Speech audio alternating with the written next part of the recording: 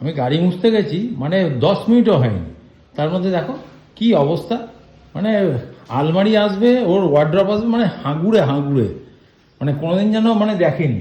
ফালতু কথা বলবি না। সেদিনকে ওয়ার্ড্রপের লোকটা বললো যে আমরা যেদিনকে যাবো সেদিনকে ঘরটাকে ফাঁকা রাখবি। তো ওরা এসে তখন আলমারি সরাবে, এই করবে এই করবে। আমার উচিত না যে আমি ঘরটাকে ফাঁকা করে রেখে দিই? ফালতু তোর কথা কোনটা উচিত কোনটা অনুচিত আমাকে শেখাবি না।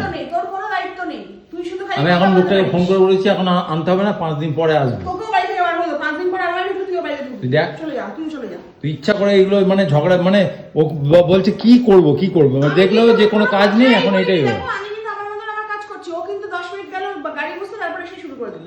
তো সবই হলো ঝগড়া করা। এখন ধরে বড় বড় লেকচার মারছিল, তার সামনেটা দেখো আর তিনি কিরম ভাবে বসে আছে দেখো, নিশ্চিন্তে। তাকাস না, সুন্দরভাবে গুছিয়ে ফেলেছি, তোমরা একবার দেখে নাও। আমার ওয়ার্ড্রপটা থাকবে, তো সেই জন্য এই জায়গাটাকে পুরোপুরি ফাঁকা করে দেওয়া হয়েছে। আর এই ওয়ার্ড্রপটা যেখানে আমাদের ডেলি ওয়্যার থাকে সেটাকে সরিয়ে আনা হলো। আর এই শুর একটা যেটা এই দেয়ালে ছিল সেটাকে নিয়ে চলে গেলাম এই দেয়ালে। তো ওখানে ছবিটাকে একদম সুন্দর করে সেট করে দিলাম। বাটনসগুলো অনেক পুরনো হয়ে গেছে, এটাকে খালি এই ঘরে চেঞ্জ করে দেবো। ঘরের ভেতরে দেখো কথাগুলো ইকো হচ্ছে, তো সুন্দরভাবে করে দিলাম। আর এই সমস্ত কাজটা কিন্তু আমি একা হাতে করলাম। হ্যাঁ, বসে বসে লেকচার মারছে, লেকচার। আর এটাকেও নিয়ে যা, 3 ভাঙা লোহা ভাঙা, এই মানুষটাকে নিয়ে যা, কোনো কাজে আসে না।